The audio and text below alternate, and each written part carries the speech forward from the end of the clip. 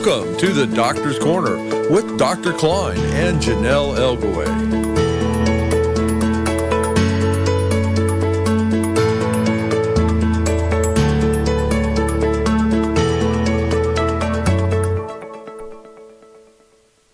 And now, the Doctor's Corner with Dr. Kline and Jonelle Elgaway. Good evening and welcome to the Doctor's Corner on CAW 360 Network with hosts Dr. Kline and I'm Jonelle Elgaway. There are two ways to listen in to tonight's program, either through website www.cawnatation.com and click on Listen Here in the Play button, or YouTube channel, The Doctor's Corner. Please make sure to like and subscribe to your YouTube channels on CAW 360 Network to get notifications of when shows are live. Tonight, we will have three patients join us to discuss their personal experiences with pharmacists and doctors. Before we get into tonight's show, I'd like to introduce my co-host, Dr. Kline. Dr. Kline, how are you doing this evening? Oop, take your mute off. Oops. Earth life. How you doing? I'm just dandy. Good. Is there anything newsworthy that you'd like to share with us this evening before we get into tonight's show? Well, we have maybe people have been reading in the news. We had a big task force. That's a military term, by the way. Task force in the Appalachian region to round up doctors. The Attorney General and the President specifically assigned new Attorney Generals with taxpayers' money, I might add, to track down doctors, specifically doctors. So here's the news. Federal authorities have charged 60 people in the mountains, including 31 doctors, biggest known takedown yet of drug prescribers. That's kind of the old days of the DEA when they had piles and piles of drugs on the beach. And they said, this is the largest drug bust in the history of the country. The U.S. attorney, and they remember when they get a lot of prosecutions, they get fat jobs with big law firms after they're done. For Eastern Kentucky, called doctors white coat drug dealers. There were 60 people, 53 medical professionals tied to 350,000 prescriptions. So what? What's the normal amount? And you ready? 32 million pills. And what made the news is one doctor exchanged drugs for sex, one of the 53. Although the news was doctors trade drugs for sex. Now, here's an interesting figure. One Dayton doctor accused of running a pill mill dispensed 1.75 million pills over a 2-year period. Well, biggest drug we prescribe is oxycodone, 30 milligrams. The problem is it doesn't come in a larger tablet. So we have to prescribe a whole bunch. So if somebody takes 2 of them every 4 hours, which is very common, that's 16 a day. Now, if you multiply that times 365 days, you get 6,000 pills a year for a chronic pain patient taking oxycodone. And you divide that into 1.75 million, and guess how many patients that is? 150. Most pain practices have far more than 150. But you see how they present it? 1.75 million pills. The opioid crisis is the deadliest drug crisis in American history, said William Barr. This is a statement that you can read in 1960, 1955, 1970, 1980, all the way through. So doctors are purposely being accused and persecuted. Are they all crooks? The only way to find out is to actually dive deeply into the cases. And we're not going to do that today, but we are looking at some of the cases. But you can see what was the basis for these raids. Too many pills. Because there is a broad belief that if you put too many pills out there, you're just going to increase the number of addicts. And we know from previous shows that is not true. Type 2 opiate addiction is a genetic disease. It is today 0.5% in our population. It was 0.5% in our population in 1920, 1950, 1980, all the years that you check. It's been the same. So spreading opiates around and opiate exposure is not valid. It might be valid for cocaine and alcohol, but not for heroin. And that's what the focus is. Now, speaking of overdose deaths, there's another article that all patients co-prescribed naloxone should be co-prescribed to high-risk patients. So what's a high-risk patient? A high-risk patient is somebody who takes, as it says here, relatively high doses of opioids. That's like relatively high doses of insulin. There's no such thing. Somebody can have 250 units of insulin, somebody can have 20, but they don't call the 250 high dose. It's just normal. It's within the normal range. But there's a belief that opioid exposure causes more addiction, and it is not true. So what they're doing is they're taking all the pain patients, like the 3 we have on tonight, and forcing them to take naloxone home. And here you squirt this if you're overdose and you're nearly dead. Well, that kind of puts a kibosh on taking your medicine. And of course, it accuses the doctor of prescribing too much, or you wouldn't need this stuff, right? And now people are looking at the cost. This stuff's about $300 each. And the price is going up, because the government, the federal government, federal agencies want to give this to all pain prescriptions. So all 3 of you who are getting your medicines from doctors really need to have this naloxone at home ready to go in case you start to die. So the question is, how many people actually die every year of opioid overdoses? There's about 30,000 that die every year of opioid overdoses, of which 29,500 are heroin addicts in the street without medical care. We're estimating between 500 and 700 people a year die from overdoses from prescription drugs given to them by their doctor. Big, big difference.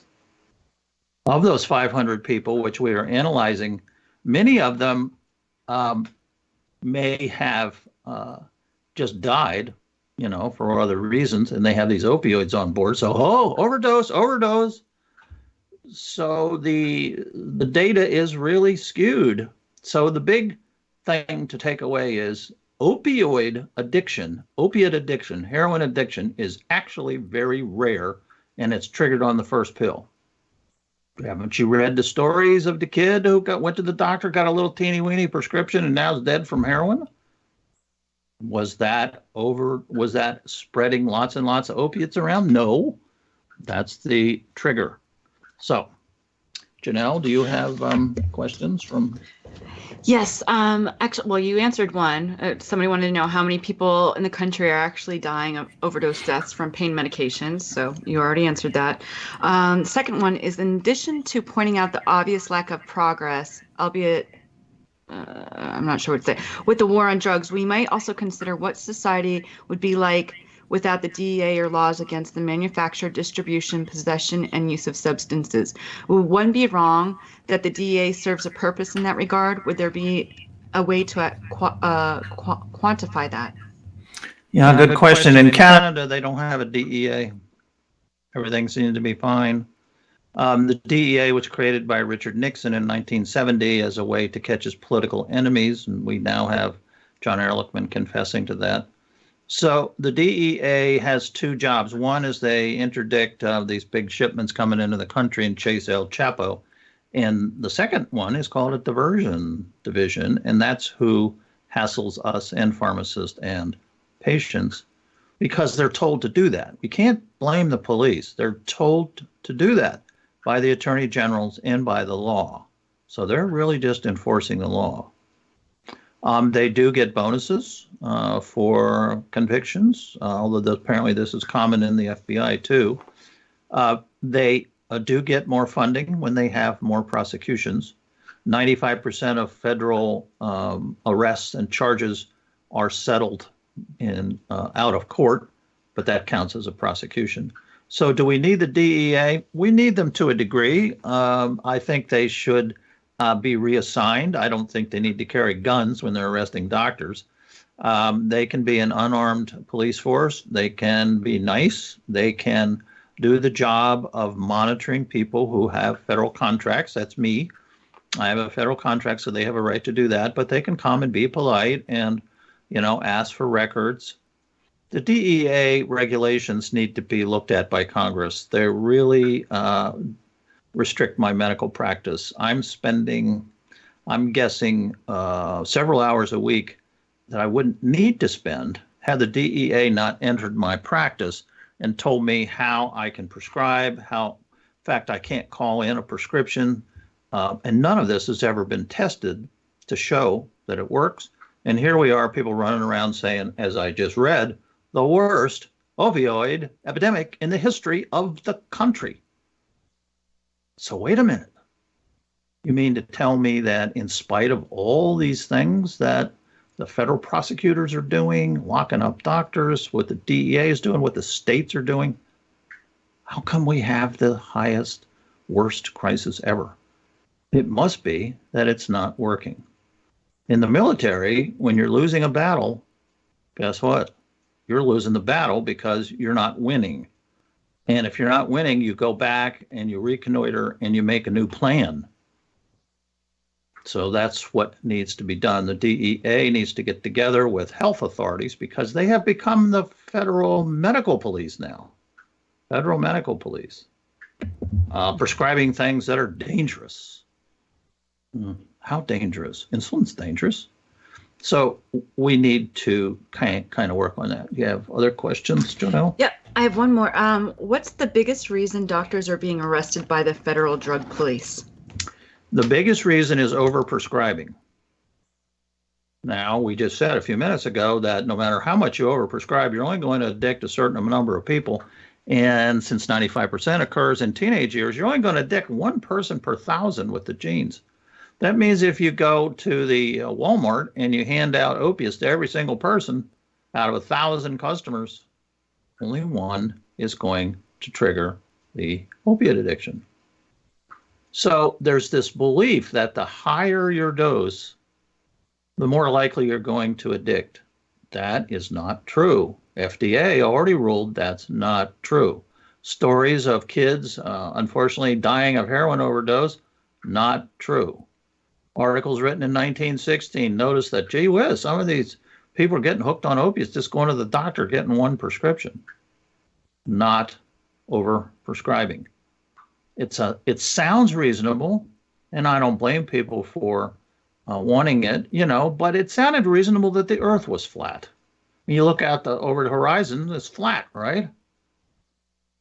Well, sometimes you have to think and change your mind to use a little critical thinking and draw back from fear of addiction, phobia, and understand only one person per 1,000 is going to addict who's running around right now as we speak. And that person can be treated very easily by the doctor saying, you ever had an opiate? And the person says no. You say, okay, you got a 1 in 1,000 chance, and here's what's going to happen. And you're going to go to the moon. Nobody else will do that, just you with the gene. You're going to go to the moon, and I want you to call me immediately. So that's how we can try to combat this overprescribing. That's the big word that you see every time there's an arrested doctor. They're also blaming us for if I prescribe a medicine and the person goes and sells it for $2,000, I mean, that's a pretty good profit. They arrest me as a drug trafficker.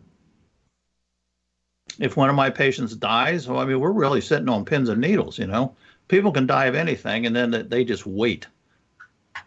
They just wait. In this state of North Carolina, the PDMP and whoever's monitoring these big dragnets report if there's more than one death per doctor who's on opiates, right? They could die of anything, but you get investigated. This is witchcraft. This is who's possessed and who's not possessed. If somebody dies and they've got a kid who they think is possessed, then they just assume that the new death is from being possessed. And you know what? It's not a whole lot different. Okay. All righty. Well, if anybody has any questions or comments tonight, you could call into our studio line at 415-403-2715. And tonight we have 3 guests joining us. We are not using their real names to protect our identities, but welcome Carmela, Wayne, and John. How are you all doing this evening? Very well, thank you. Thank you for having us. Absolutely. Very well, thank you. Well, we're so happy to have you. I'm going to go down through each of you first. So, Carmela, can you describe your painful disease that you have with our audience? My painful disease, very rare, encompassed most of my torso, a lot of my ribs, bilaterally, front and back. I can describe it as being a constant crushing, not pressure, actual crushing. It wasn't a dull pain. It was a very sharp pain. It was continuous, and it was very severe. It kept me from eating and functioning. It was extremely debilitating, and I had it for a number of years. Was it worse after you ate, by any chance? Absolutely. It was always bad. Woke me up in the morning. Very difficult to sleep. But when I ate, literally, all you know what broke loose. And very extreme reaction lasting every time another 90 minutes of even more severe pain, which is typical for my condition, for my disease, above and beyond what I normally was dealing with. How long did you have this? About 12 years. My predisposition to have it, anatomically, I was born with it, and it flared up in my late 40s, early 50s, and I struggled with it for 12 years. And unusual, and again, went down the typical road of doctors accusing you of fabricating it, or that we don't find anything wrong, it's psychosomatic, everything's fine. And it robbed me of my entire life. And the nature of my disease was, not only was it excruciating pain, it got worse as it went along. It continued to escalate over the years. And during this time, 12 years, did you see a bunch of doctors and not only try to get the diagnosis, but to ask for pain relief? How did they respond? Well, exactly. What you're saying is exactly, not only to find out what it was, but how to deal with it. My goal and my husband's goal were to find 2 things: find out what it was and deal with it in the meantime. Finding out what it was and then get rid of it.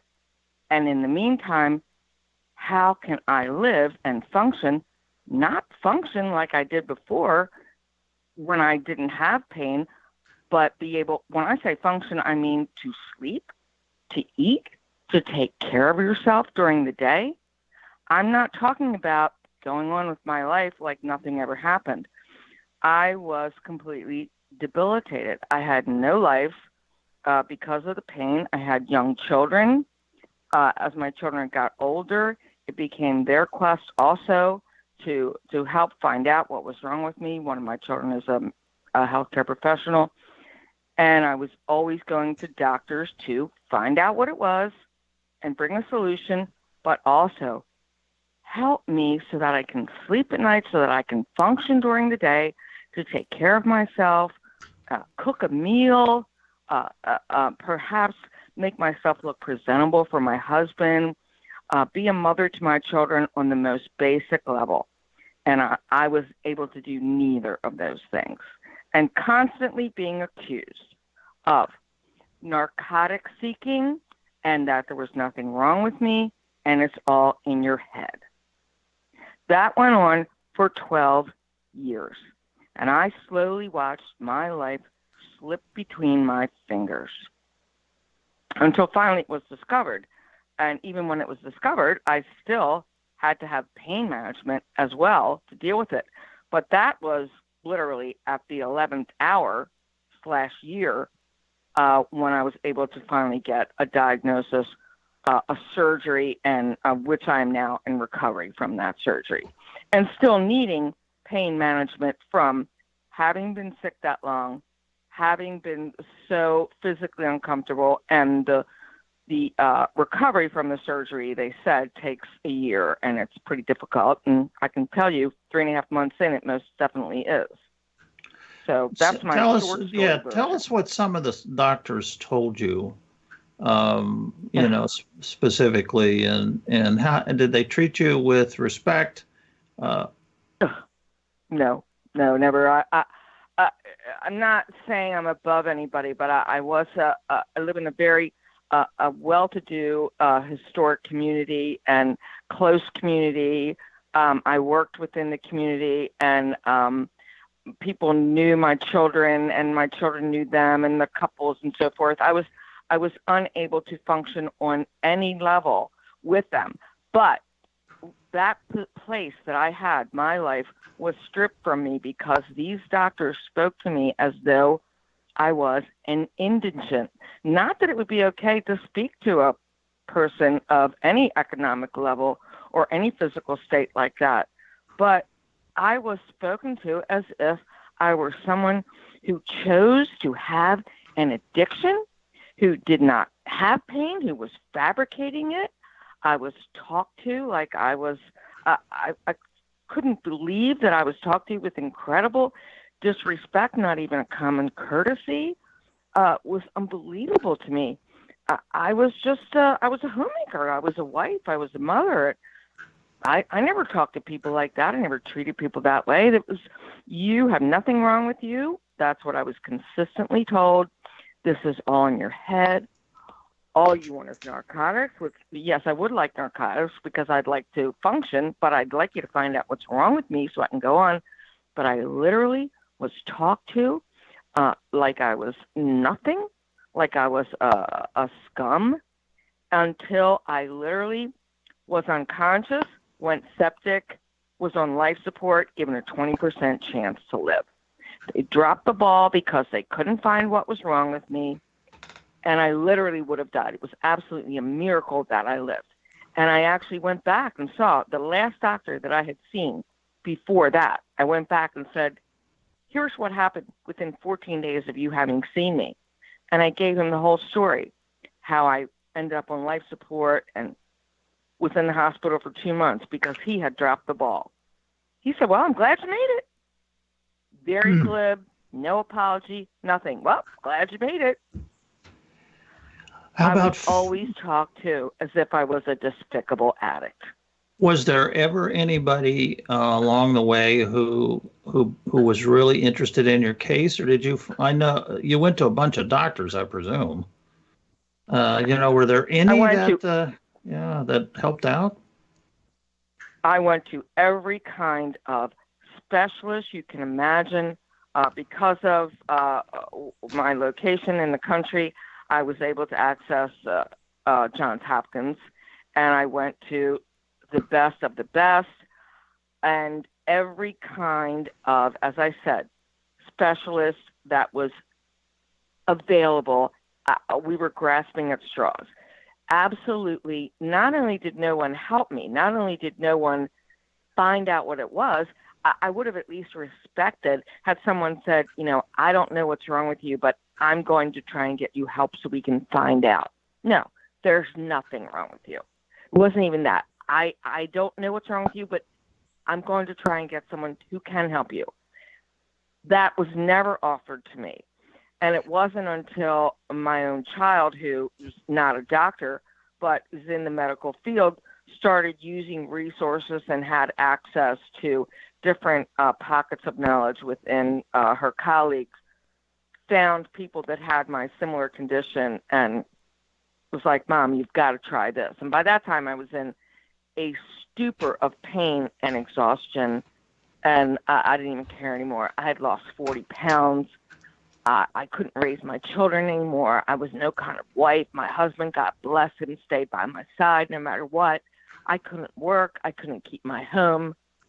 I had 6 children. I had 2 young. They were at home. They were being neglected. My older kids had to step in. And it was absolutely devastating to me personally, to our family life, my marriage, to our income, in every way.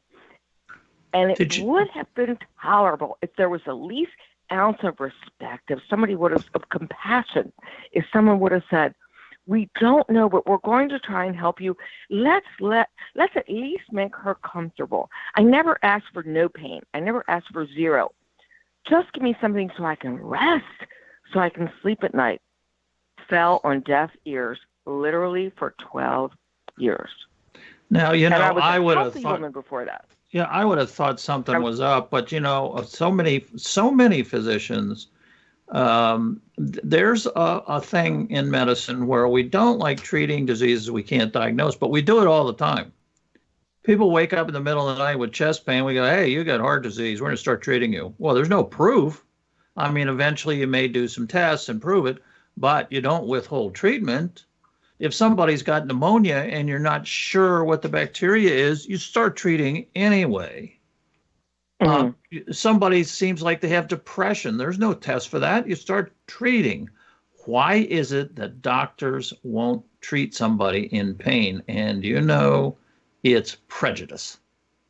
It's prejudice against people in pain because doctors think they're all criminals.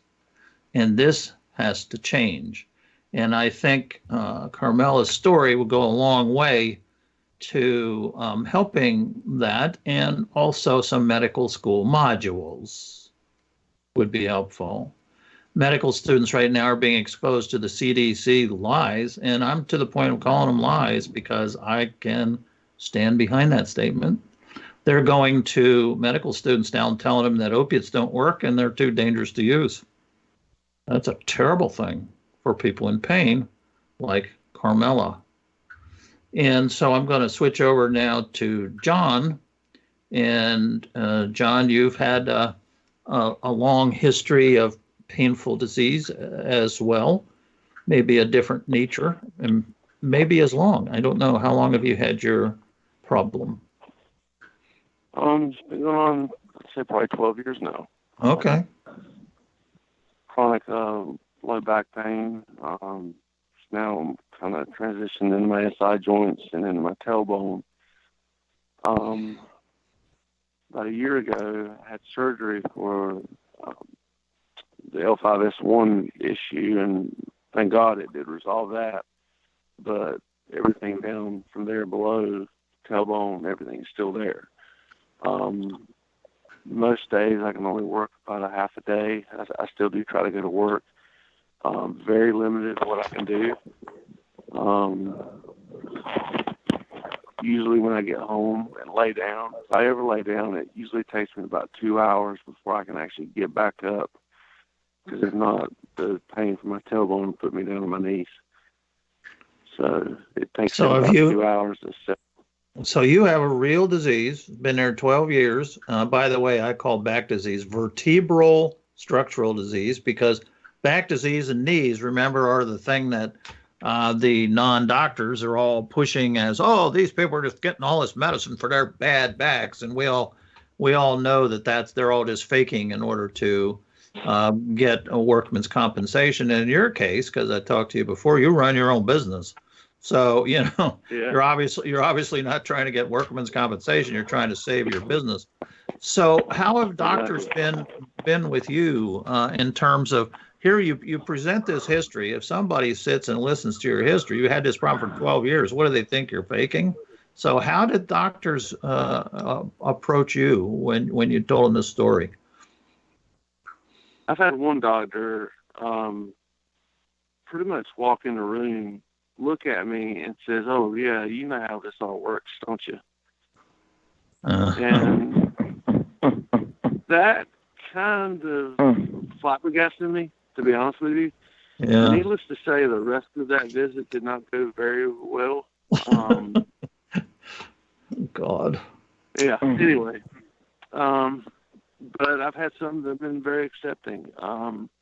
One doctor actually was the first one in, I'd say, at least 8 or 10 years that actually did a physical exam on me and found that my SI joints were a big cause of my problem. He was compassionate. He did what he could within reason. Of course, he had his limits as well. I've pretty much done everything everybody's ever asked me to do as far as this test, that test, jump through this hoop, jump through that hoop, and I've had results good, some results bad. I've had injections to the point I'm no longer having those because I've had too many reactions to them. And actually I have a nerve issue developed from them now where involuntarily my legs will just start jerking or spasming on their own. As far as doctors, my own primary care doctor, right when the opioid crisis hit, I was in between doctors. And I went to see the PA, and I said, ma'am, I know I'm on a high dose of medication, but it's my understanding that the primary care doctor is supposed to at least rewrite the prescription until I find a new doctor within reason, within 30 to 60 days. Well, she wrote the script, and then I had an appointment. My next refill was due, and I had an appointment about 2 weeks after that. And he would not, I actually saw the doctor that time, he would not write it. He says, I'm not putting my medical license on file for you. So that was, needless to say, a pretty interesting 2 weeks. I had one doctor, right before I had my surgery, did everything they could do to push me out of their practice. I always abided by the rules, followed the rules every which way, and ended up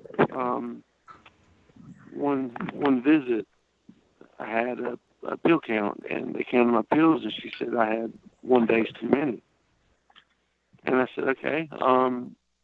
And I remembered the previous month they had changed my medication, the dose. So when the doctor writes a new prescription, they go by the date that it starts right then and there. So I ended up actually finished out my old bottle, which was 1 day before starting the new one. So that left me with 1 extra day of pills. And I said, I didn't really know that was an issue, and what do I need to do? She said, well, it looks bad if you have extra pills. It looks like you don't take them or you don't need them. I said, okay, I won't bring them back. I won't have them no more. About a week before my next month's appointment, I got a call from the office wanting to reschedule my appointment. They said it was due to a death in the family, which later finding out it was not. They wanted to reschedule my appointment to the 32nd day. And if anybody knows who goes to a pain clinic, your prescriptions are for 30 days. So she was betting on me having the extra day's worth of pills to get me through. And I had a portion of them. I had a half of them. Well, I didn't bring them with me to that doctor's appointment. So I called them back, and I said, ma'am, I'm going to run out. She said, well, Dr. So-and-so said that you always have extra. I said, I was advised not to. So they rescheduled my appointment for the 31st day. And as soon as I walked in, they didn't do nothing. No blood pressure, no nothing. They did a pill count automatically. And she was looking for those 6 extra pills that I had the previous month that I was told not to have from then on out. And I didn't have them. They were at the house. I had 3 or 4 of them at the house. And it didn't matter. She didn't care. She dismissed me from the practice right then and there for having too many pills or 1 day extra worth of pills. And pretty much doing the right thing the whole time as far as finishing my old prescription first and starting the new one. which is what I thought was right. Apparently it wasn't. But needless to say, they were just looking for a way to get me out of that practice. I did ask on Twitter, I said, when people are cutting you off, how many seem to be doing it gleefully? And 30% said, yeah. In other words, it's kind of, ha ha, we caught you. So they're playing a childish game. Yeah, go ahead, David. Yeah. That's the way it was. That's the way it was with her. And I was checking out, and the lady at the checkout, I saw a calendar, and I said, "Can I grab that calendar right there?" She said, "Yeah." And then I actually saw the doctor again, and I counted out in front of her the days on the calendar of when I should have gotten my refill, and I was right. Even forget about the extra pills, the extra 6 pills or extra days worth. I was still there on the right day at the right time where I should have received my refill. And I asked her to count it, and she counted it, and she said, "Yeah, you're right." I said, "So what now?" She said, "It doesn't change anything. My mind's made up." So. Wow. When doctors behave like this, they really need to be taken before the Board of Registration in Medicine and taken out behind the woodshed. Actually, in North Carolina, it's very clear at the board that if you are under-treating a patient, you may just end up having to explain that to the board, because under-treatment and abandoning patients are not something we do. But that's a very telling story. You were doing everything right. And of course, the number of pills has nothing to do with it. I mean, suppose people did that with your antibiotics or your antidepressants and counted your pills. How many times do you think it would come out right? It's an excuse. Yeah, Exactly. It's an excuse. They didn't like me there because I did not do injections. Aha. Because I had a severe reaction to an injection a few years prior, and I no longer would do injections. I mean, I ended up the afternoon or the evening of having an injection in the fetal position at home, falling, crying with pain so severe that I ended up passing out. And I went to that doctor immediately the next morning, and he said that I had a reaction to the medication and that he would no longer do an injection on me. So to me, they were just seeing me every month for medication, which only makes them $135, if I remember correctly, from Blue Cross. So I really was not. I was taking up space in their tiny office. Wow. Wayne, one of the things I do know about you is like, John, you run your own business. And tell us about your painful disease and experiences you've had with doctors. Well, mine started out as I was working on a job and had a pain just shoot down my leg, and then it kind of hung around in my butt cheek for about a week, and it wasn't going away, so I decided to go to the doctor, see what the doctor had to say about it, my primary care. And he said, "Oh, that sounds like piriformis syndrome. I'm going to do an x-ray just to make sure." So got the x-ray back, and yeah, everything looks fine with your spine, so I think you just need to do some physical therapy, and I'm going to recommend a physical therapist and do that. So I said, "Well, is there anything we can do about the pain, because it hurts really bad?" And, "Well, no, the physical therapy is going to take care of that for you." I said, "Okay." So I started the physical therapy the following Monday, twice a week, for a little over 6 months. And the entire time I'm doing physical therapy for the piriformis syndrome, the physical therapist is asking why, am I not on any sort of pain medication, because it would make his job easier if he wasn't torturing me through each of these visits. And then eventually, after enough time passed, I went back to my doctor and I said, "I really need something for the pain. It's not helping." "Well, just keep up with the physical therapy and it'll get better." And my physical therapist basically told me there's nothing that he could do for me, that he would recommend that I see someone other than my primary care and go see a specialist. So I contacted my primary care, and he recommended a spine specialist out in Durham. So I went out and saw him, and he confirmed it's piriformis syndrome. And I said, well, I've been doing the physical therapy, and it's not helping. What about an MRI to rule out? Well, no, I looked at your X-ray. Everything's fine. I'm confident it's piriformis syndrome. You just got to keep up with the physical therapy. I said, I can't. The pain is driving me insane. I said, it's all the time. It's nonstop. And he said, well, you fall into a category because looking at your medical records, you can't tolerate any sort of NSAIDs. You have an autoimmune response, so you're not a patient I would like to treat, because the only thing that you would probably respond to is opioids, and I don't do that. And I said, okay. So I went back to the physical therapy, and it just wasn't getting any better. So then I contacted my primary care again. I said, you need to recommend someone else. So they recommended another doctor, a spine specialist out in Durham. So I went and saw him, and he recommended I was doing the wrong kind of physical therapy, that I should be doing the McKinsey method. So I said, well, I've been doing that, and I contacted my physical therapist the following day, and I asked him, I said, well, what kind of physical therapy was I doing? And first thing he said was we were doing the McKinsey method with Gaston, which is apparently this metal thing that they jab into your piriformis muscle, and it hurts really bad. And it just didn't get better. So that went on for another couple of months, and I demanded, and I went into, this is now the second spine specialist, and demanded, I want an MRI, and I kind of threw a little bit of a fit in his office. And he said, well, they're expensive, and it's not going to show anything that I don't already know.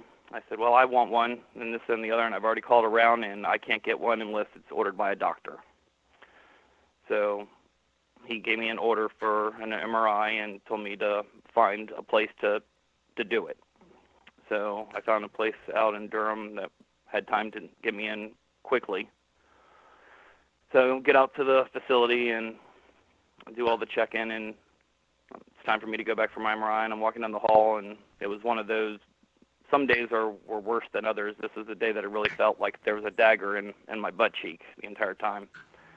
I'm walking down the hall, and the nurse is kind of being a little short with me. She's saying, you got to keep up with me. We got somewhere to go, and I'm trying to hobble down the hall as fast as I can, but with every step, it just feels like the knife's being twisted. So I get in the room, I get up on the table, and she says, I need you to lift your legs, and I started to lift it, and I could just feel something just yanking at my spine. I said, I can't do it. And she got an attitude and said, well, hold on a second. She went and got someone else, and I heard her as she was coming back in. Yeah, he says he can't lift his legs, this and the other, and they were kind of snickering about it. So they lift my legs kind of abruptly to where it actually caused me a little bit additional pain, and put this little bolster, I guess, underneath it, and told me to lay still and go to the machine. So I was in the machine for, 25 minutes or so while it's making all this racket. And then she comes on, and she says, okay, now I just want you to lay there. I don't want you to try to move, and we're going to come and help you. And her attitude had completely changed from 20 minutes earlier on the way in. So she comes, and she helps me and this other lady, and they help me up, and I was like, they're being awfully nice to me. So I was very curious what the MRI showed, and I said, well, what did you see on the MRI? And we're not allowed to talk about it, and this and the other. We'll give you the image disc, and your doctor will explain everything. I said, well, come on. I said, it's got to show something. I said, I've been in a lot of pain for like 18 months now. And she said, I'm really sorry for how we treated you coming in. I can tell that you're in a lot of pain. I about busted into tears because it was the first person to actually acknowledge my pain. And I know I didn't go on for years and years and years, but those 18 months was horrible. So I got an appointment with my spine doctor and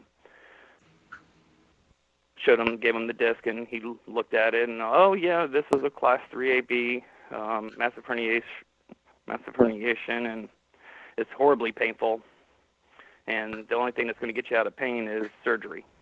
I said, why is it just immediately surgery? I said, can we do anything now that we know what it is? I said, we were under the impression that it was piriformis syndrome. I was like, can I do something other than surgery? No, that's the only thing that's going to fix it. And I said, well, I don't really feel comfortable with that right now. I said, isn't there anything that you can, now that you can verify that I'm in pain and it's exactly where I said it was, because you said that the reason why I'm feeling the pain on my left side is, and right here on the MRI, is because it's over on that area. So is there anything that you can do? And he said, no. He goes, you don't tolerate NSAIDs, and that's really what I would like to do. But he goes, if you're absolutely certain that you need something for the pain, I'll put you on gabapentin, but that's all that I'm willing to do. And I'd never heard of gabapentin. And I was like, great. If that's something that helps with pain, that's great. So then the nurse calls me later that evening. Actually, it was like 6:30. I figured they were already closing. She's explaining to me about the gabapentin, and when I start taking it, once I start taking it, don't just abruptly stop no matter what the side effects are, because that's really bad. And that made me really nervous. And then I immediately started looking it up. So I took it the first night, and it gave me a little bit of a mild headache. And then the next morning I took it again, and I kind of had this mild headache all throughout the day that I couldn't really get rid of, and I'm taking Excedrin also. And then later that night was the time where I was supposed to step up to the next increment up in the gabapentin, and I didn't sleep at all that night, and I had a splitting headache. So I called the nurse the next morning, and I explained to her what was going on. She says, yeah, you're having an adverse reaction to it. We want you to stop taking it, and you can just stop taking it abruptly because your dosage isn't so high to where you can't stop. So I said, okay. But they still didn't offer you any pain medicine. The stuff we've been using for 5,000 years, that's worked real well. It's one of the safest drugs we have. And they prescribed a toxic drug with multiple side effects. So you're now 18 months with no pain relief. What happened to your business? I actually had to file bankruptcy. So I lost my house. So you had a business where you had to crawl around a lot. You said, what kind of business was it? It was doing heating and air conditioning. Okay. How many doctors did you see? And you said Durham. I presume that's Duke? Yes. Okay. Well, you were nice not to say that, but I figured it out. So how many doctors saw you? And by the way, you have classic sciatic pain that any country doctor would diagnose in 2 minutes and put you on pain medicine. But so you went to the Duke specialist. How many doctors total did you see who refused to relieve your pain? 4. Okay, 4 doctors. So I want to switch for a minute to pharmacies. Carmela, have you had any problem with pharmacies? Obviously, people have problems with doctors. This is just like being an alien, or radioactive or something. Or, yeah. This is what it was like in the days of civil rights, or any other prejudice, prejudice against anybody that we don't particularly like at the time. It's not only not helping, it's like being destructive at the same time. So now we have Dr. Kline. Yes, go ahead. We also have 2 callers calling in. They've been on the line for a while. So whenever you're ready for that, just line. Yeah, go ahead, and we can talk about pharmacies after that. Yep. Okay, great. Thank you. I'm sorry. The one's been on for a long time. Let's see. Caller from area code 225. Welcome to the Doctor's Corner. What's your name and what is your question for Dr. Kline? Hello, caller from area code 225. Did you say? Yeah, Yep. Hey, this is Dr. Feldman. Hi, Dr. Feldman. How are you? Can you hear me okay? Yes, we can. Hey, Dr. Kline, how are you? Jonelle, how are you? We're good. Fire when ready, Gridley. I'm listening to these patients speak, and I have been in practice for many years, decades, and I've heard these stories. And let me just tell you, I got so fed up with the system as it was many years ago, with patients, unable to get help. So I decided, I'm going to look for the cause. So I bought my own MRI scanner, and I bought my own CT scanner. And when I was in practice, I would give patients an answer within minutes, not weeks, months, and years and decades. But very few doctors would do that anymore. The problem is, and this illustrates the point that you've all been making. The problem is, if they don't prosecute you for, they'll prosecute you for prescribing abnormalities or what they consider abnormalities. And to add to that, they'll say, well, you didn't do enough diagnostic testing. But if you were a diagnostician as well as a clinician and you did your own diagnostic testing, then they would add to the prosecution, you did too many diagnostic tests. So when you have someone or a group of people that you cannot please, then the word is prejudice. This is extreme prejudice. And I believe that we are now beginning to realize this, that the answer to this is the DEA. The DEA is running this show, and everybody else has fallen into line, not because they wanted to. They've either been coerced to or they've been afraid. And so you're going to find more and more and more of this, meaning nobody's going to relieve your pain until we achieve our goals, and our goals are, at this point in time, I think congressional action. That's the only thing. Yeah, I agree with you. The problem is that we have a federal medical police. The federal medical police or the drug police are making medical decisions, and this is something you are correct about. We need to solve in Congress. But thanks for I'm glad you're doing a good job. That's very nice. And do we have another caller? Well, if I could say one more thing, I want to thank you both. This is really enlightening. Thank you so much. All righty. Thank you, Dr. Feldman. Have a good evening. Okay, and we have caller from area code 203. Welcome to the Doctor's Corner. What is your name and what's your question for Dr. Kline? Yes, hi, it's Shirley. I'm wondering how it is that the medical boards, when we have an inquiry about something, how come they are not there to help us? Because they are in charge of finding doctors who are unsafe to the public. That's their mission. So you have to understand what their mission is. And so if you have a doctor who is undertreating you or who has abandoned you, then they should be interested. So the key thing is, if you have written the board, they will investigate. Now, they don't have to get back to you as the complainant. They just do their investigations, and they're pretty honest. They will investigate every single claim. So, and when they start to get a lot of them that are similar, they'll move, they'll do something. So always file a complaint, but they're not going to tell you. Okay. Okay, I think she says, and that's all for the callers right now. So did you want to? Okay, so we want to talk about the second phase, which is pharmacy. So not only do people not get pain control because they're aliens, they're just being treated like aliens from outer space.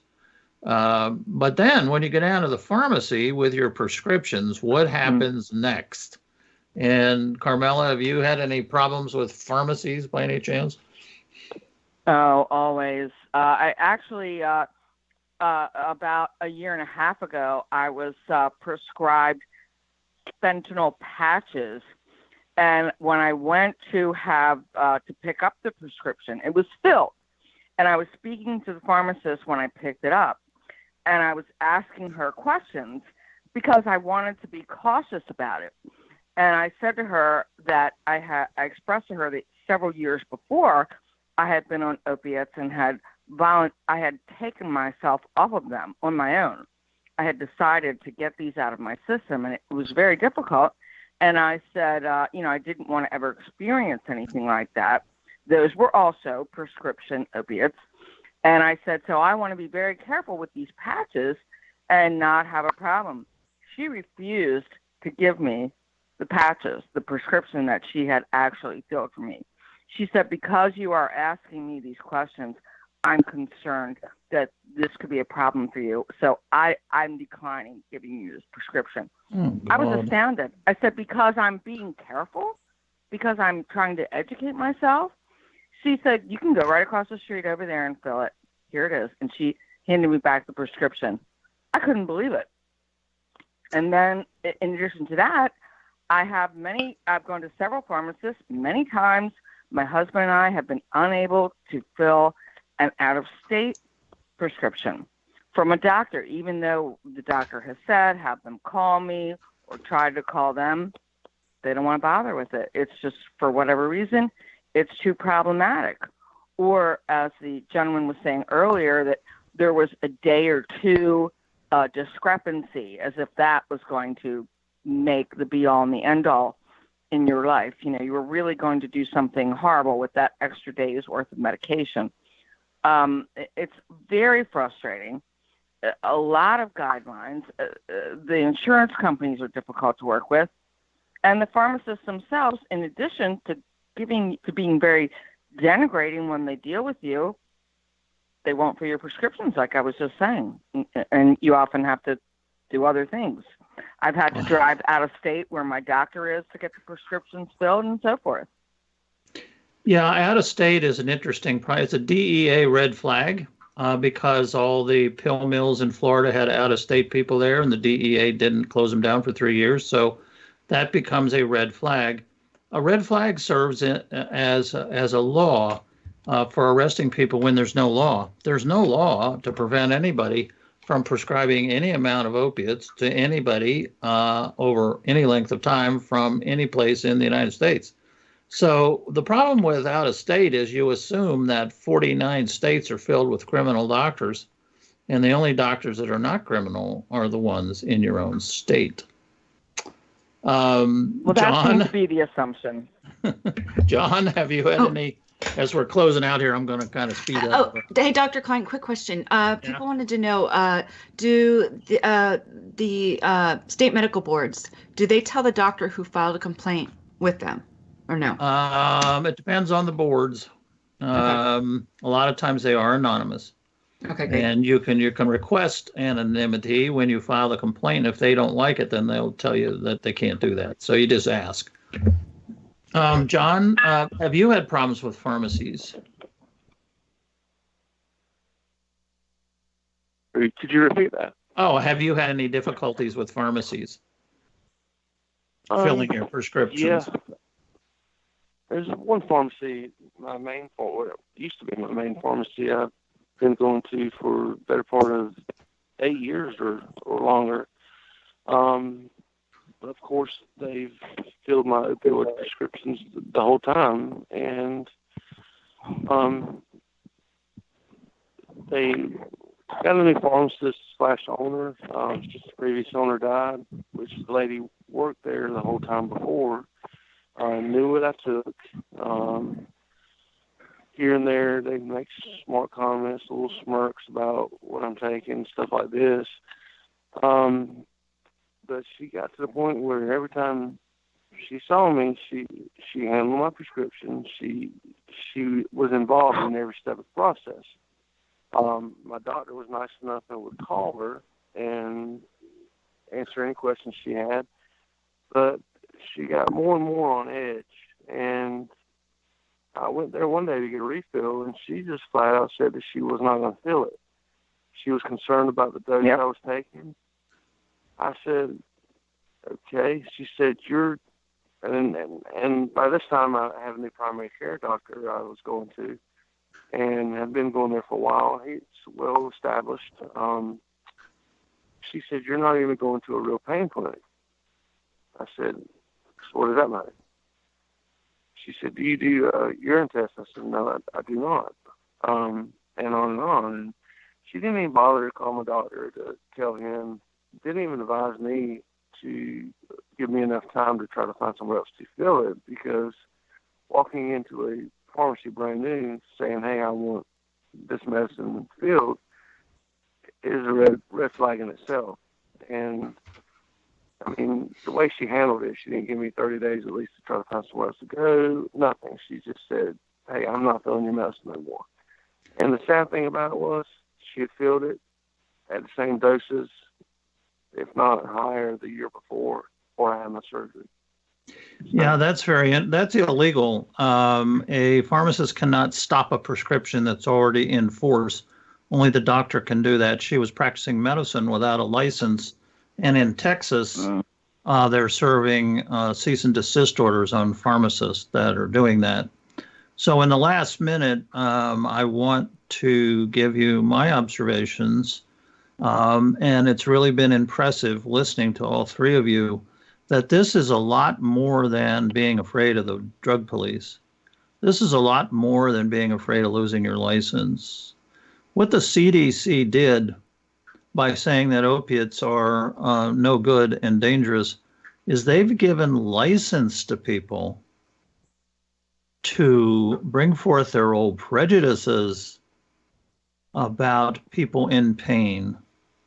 The AMA started a campaign in the year 2000 and told American doctors, hey, you are way, way underprescribing. You have a phobia about prescribing. Would you please loosen up and treat these people properly? So we did. In the year 2000, everybody kind of loosened up and it worked fine. There were no more dope fiends than they were 10 years before. But then the CDC and prop cabal started to say, wait a minute, look at all these prescriptions these doctors are writing. And the overdose deaths from heroin addicts, of course, which they did not disclose, are rising. Therefore, it must be the doctors prescribing all these drugs. So that's what we got. And so now we are returned to a status of prejudice. This is like the civil rights movement. This is awful. This is what, I had a black roommate or lab mate in medical school. He was the only black kid in the whole class of 100. And we got to know each other fairly well, and his wife, and socialize and stuff. And you know what? As being African American back in the 70s was just awful. It was just awful. The stories they told sound just like the stories we're hearing. And so what finally solved it? The 1964 Civil Rights Act. We need a new Rights Act. People do not have the right to medical care in this country, but they do have a right to be treated like everyone else. Just because they take opiates does not make them different than other people. So I want to really thank all three of you. This has been very illuminating. And, thank you.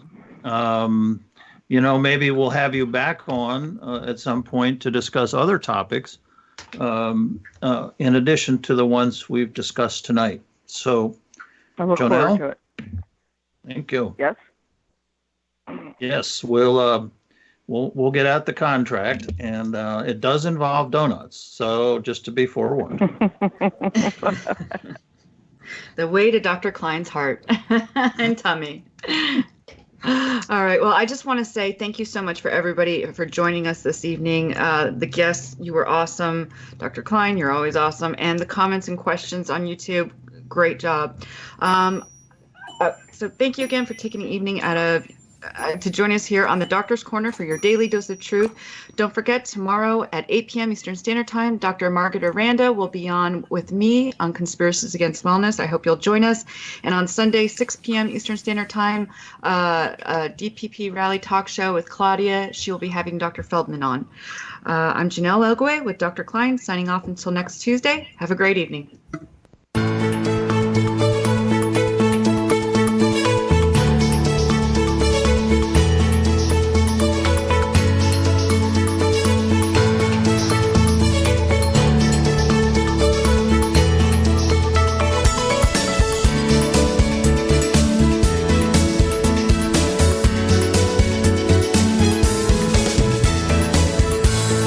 This has been The Doctor's Corner with Dr. Kline and Jonelle Elgaway. Copyright 2018.